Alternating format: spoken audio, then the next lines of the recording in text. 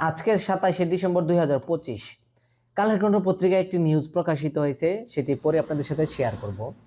শিরোনাম হচ্ছে শীতে রোগ প্রতিরোধ ক্ষমতা বাড়াবে যেসব সবজি। দেখি বিস্তারিত কি লিখেছে। শীতে শরীরে দুর্বলতা, সর্দি, কাশি ও নানা সংক্রমণের সমস্যা হরহামেশাই দেখা যায়। হঠাৎ আবহাওয়ায় রোগ প্রতিরোধ ক্ষমতা কমে যাওয়ার ঝুঁকি থাকে বেশি।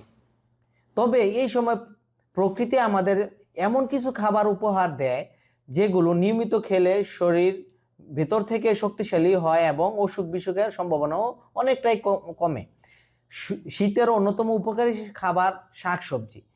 পালং শাক, মেথি শাক, সরিষা শাক ও লাল শাক আয়রন, ভিটামিন ও অ্যান্টিঅক্সিডেন্টে ভরপুর। এই শাকসবজি রক্ত স্বল্পতা দূর করতে সাহায্য করে এবং শরীরের রোগ প্রতিরোধ ক্ষমতা বাড়ায়, পাশাপাশি হজম শক্তিও উন্নত করে।